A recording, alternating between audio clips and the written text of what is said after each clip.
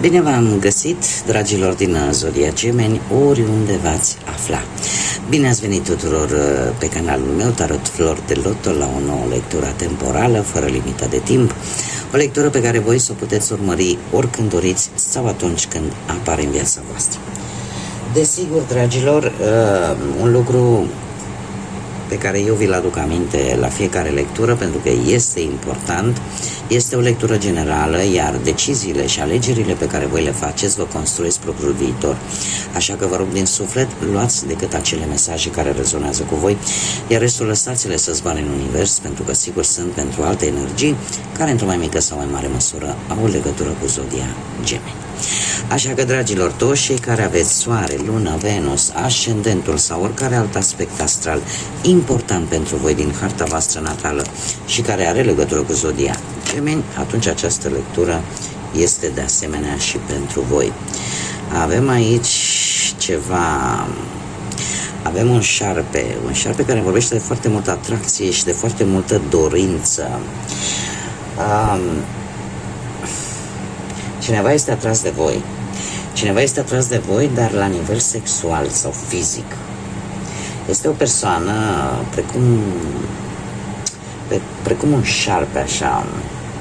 Pentru că nu știi niciodată cumva încotro se îndreaptă. Cum de asemenea pentru unii această persoană poate să fie cineva foarte furios, care nu ți ascunde motivele pentru care este foarte furios, foarte supărat. Și ar fi bine în perioada imediat următoare să vă cam feriți de persoanele pe care nu le puteți citi, ca să zic așa, care nu-și arată motivele supărărilor. Haideți să vedem care este, unde și cum sunteți voi în acest moment, dragilor din Gemeni.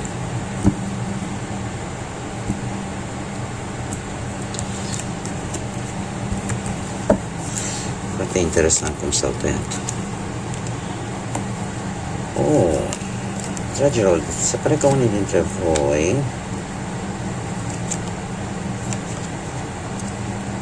de curând ori v-ați căsătorit, ori v-ați logodit. A avut loc o conexiune importantă. O conexiune importantă.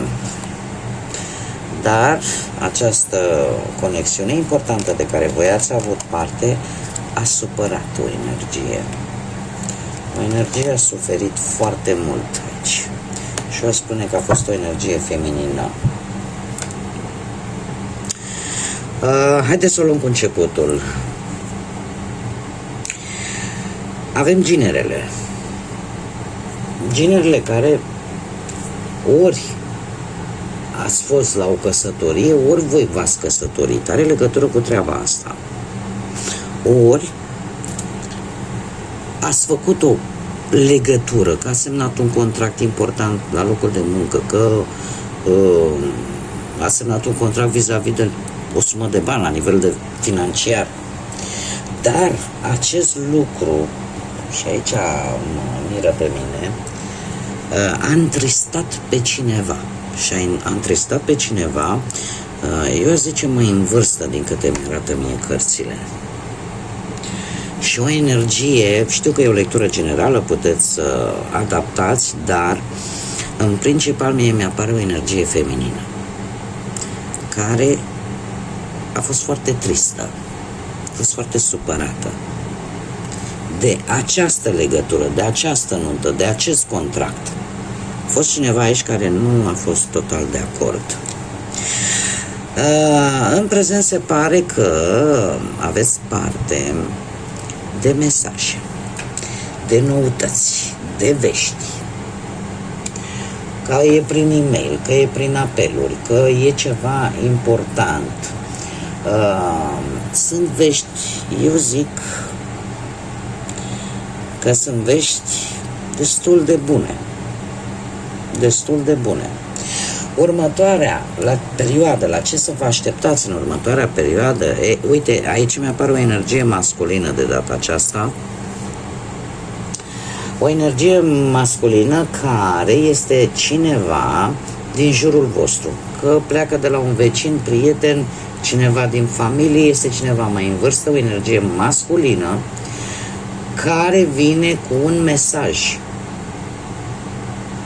legat de bani sau de o moștenire. Iar veștile, cam astea sunt veștile pe care voi o să le aflați.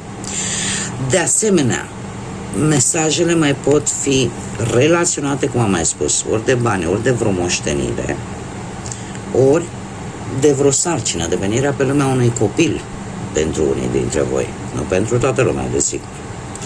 Și așa, în ultima perioadă, natalitatea a scăzut foarte mult.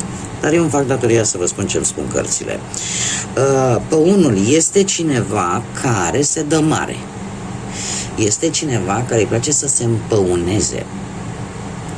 Să se împăuneze, să iasă în evidență cu ceva, ori cu modul de a se comporta, ori cu felul în care se îmbracă.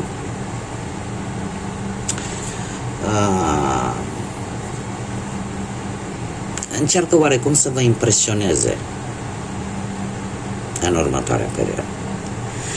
Ce va aduce aceste lucruri, dragilor? Fiți atenți la ciclurile lunare. Și când mă refer la ciclurile lunare, nu mă refer la ce poate mulți v-ați gândit, mai ales domnii, mă refer la efectiv la fazele lunii. Da? Fazele lunii. De ce? Pentru că în viitorul apropiat, în momentul în care începe, ați putea să vă uitați chiar pe Google, să vedeți când începe din nou, da, după lună plină, începe un nou ciclu lunar. Da? Și să vedeți când începe acest nou ciclu lunar. De ce? Pentru că va avea un eveniment important.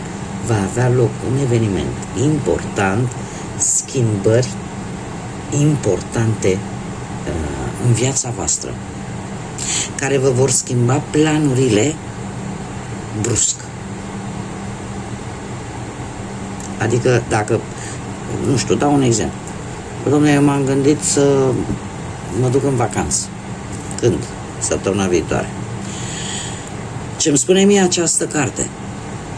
Că atunci când va începe prima fază a lunii, ceva se va întâmpla, ori va trebui să plec mai devreme, ori va trebui să plec mai târziu. Nu știu, dau un exemplu. Da? E un pur exemplu ce vă spun acum. Dar se va întâmpla ceva atât de important care vă va face să vă schimbați radical anumite planuri. Și asta e valabil pe orice alt aspect al vieții. Fie el profesional, financiar sau sentimental. Da? Haideți să vedem ce ne spune și tarotul. Ce vine pentru dragii mei din Gemeni în perioada imediat următoare, de când voi urmăriți această lectură. Să vedem.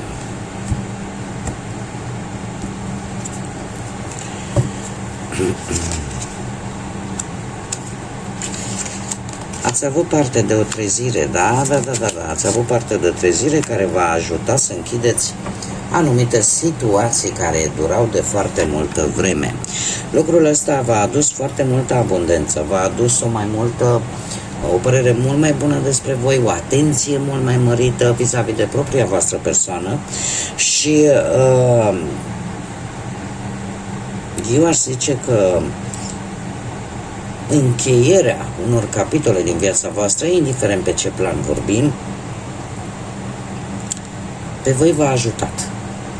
Și dacă Zodia Taur are vreo importanță pentru voi,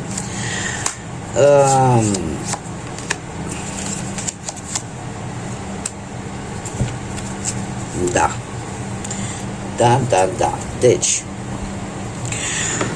la ce să vă așteptați Păi la ce să vă așteptați? Că va trebui să vă puneți în valoare și să vă puneți la treabă, pentru că aveți cu ce, aveți ceea ce vă trebuie, să faceți ca lucrurile să funcționeze într-o manieră pozitivă pentru voi. Faptul că avem magicianul, mie asta îmi spune că există o voință foarte puternică, că vă veți folosi cunoștințele voastre pentru a vă îndeplini un scop cu așteptări foarte mari.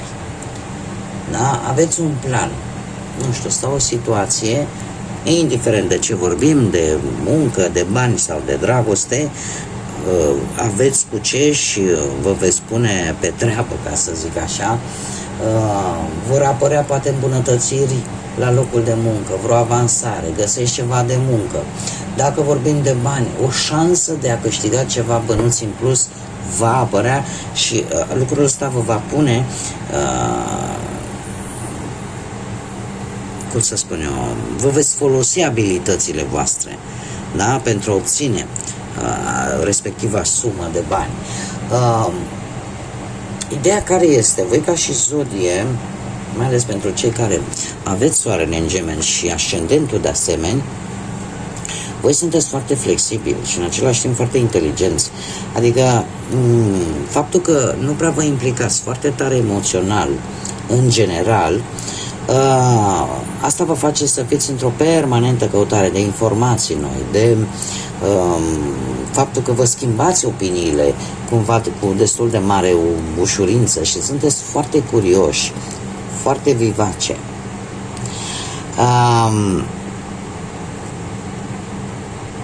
Acum,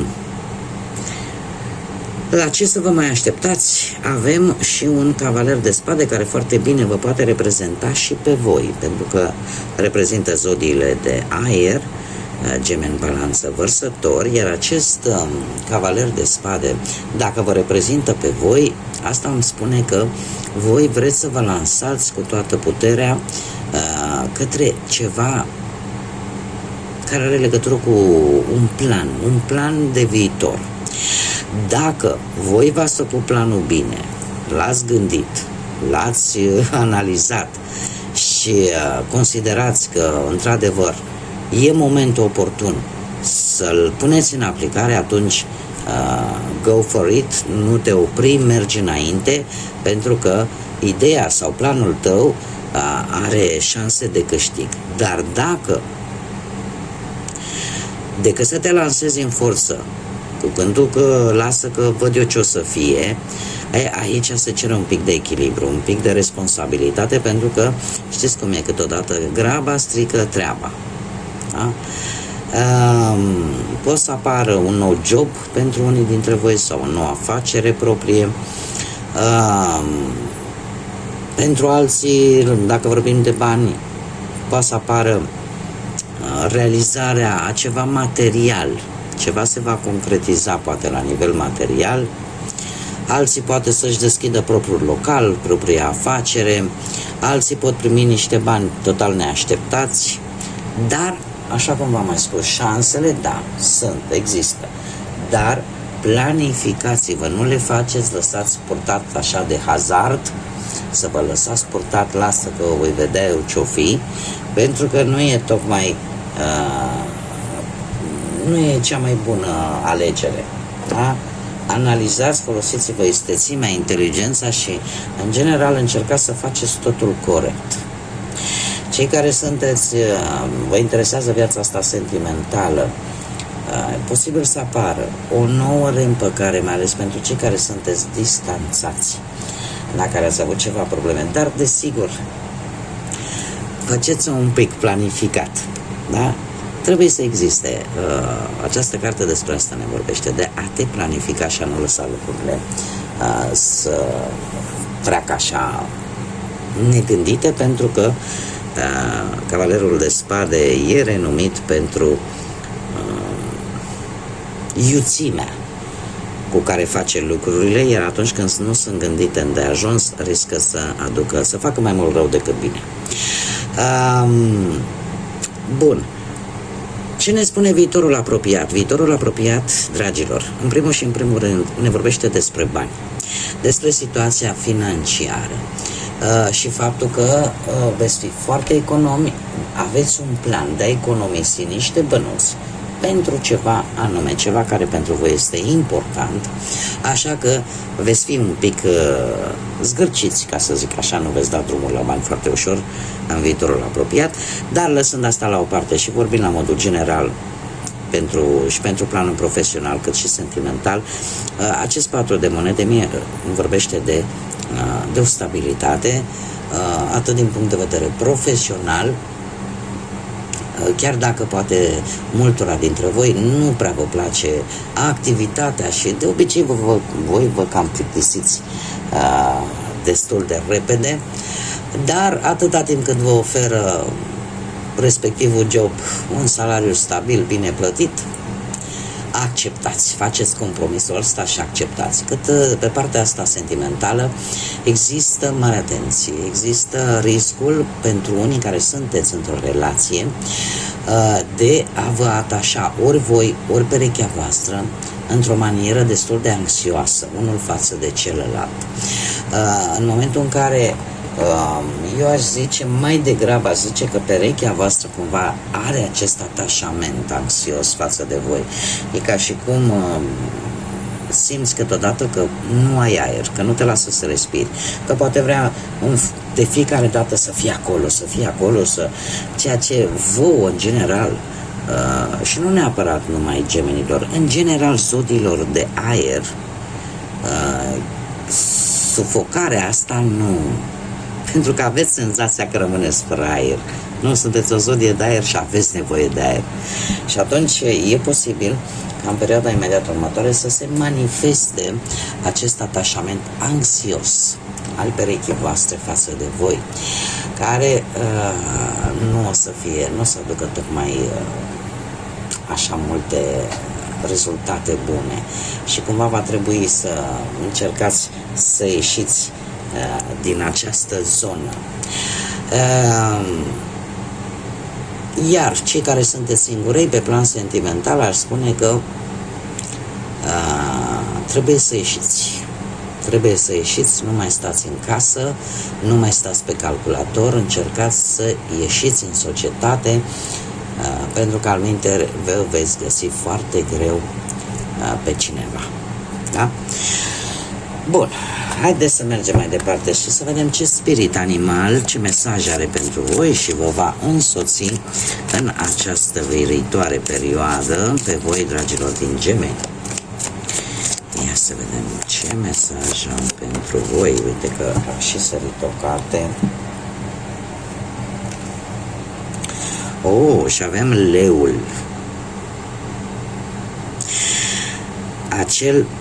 Acea strigare puternică. Ce ne spune această carte? Porți în tine acel curaj de care ai nevoie. Lasă în urmă trecutul și cereți propria ta putere. Cumva arată-te pe tine așa cum ești. Pentru că tu vei găsi succesul și mulțumirea. Succesul și mulțumirea va fi de partea ta. Ia acele șanse nobile pentru propria ta viață și pentru propriul tău trib. Este de fapt un îndemn, știm foarte bine, nu? Răgetul leului ne și place, ne și înfioară, ne și sperie. Care este ideea? Că nu trebuie să vă pierdeți curajul. Voi, în nebunia voastră frumoasă, sunteți foarte curajoși. Eu am cunoscut și eu persoane din Gemeni și vreau să vă spun că au o viață foarte tumultoasă. Și în special, aici fac o mică paranteză vis-a-vis de cei care au soarele în Gemeni, ascendentul în Gemeni sau mai multe planete în această zodie. Deci voi, în nebunia asta frumoasă, care la voi se numește viață, faptul că câteodată nu vă atașați voi foarte puternic, emoțional de anumite persoane. Sunteți foarte schimbători, dar în același timp sunteți foarte flexibili și inteligența nu vă lipsește. Iar asta vă face să fiți foarte adaptabil, foarte ușor adaptabil multor situații care pot apărea în viața voastră. Tocmai de aceea ai acel curaj de care ai nevoie, pentru că sunt multe lucruri care sunt sigură că alte persoane din alte zodii poate nu le-ar fi chiar la îndemână să le facă cu ușurința cu care voi le faceți. Lasă în urmă trecutul și scoate la suprafață ceea ce pe tine te face special. Așa că vei găsi și succes și mulțumire, toate lucrurile astea vor fi de partea ta.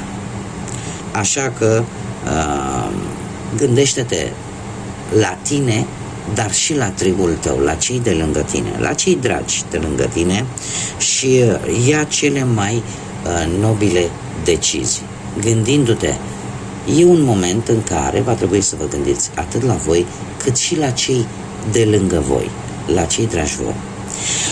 Bun, dragii mei, cam atât am avut pentru voi. Mulțumesc din suflet pentru prezență, mulțumesc din inimă tuturor celor care prin intermediul like-urilor, comentariilor, distribuirilor mă ajută să progresez cu acest proiect numit Tarot Flori de Loto, așa că mii de mulțumiri tuturor și desigur bun venit tuturor celor care sunteți proaspeți abonați ai acestui canal.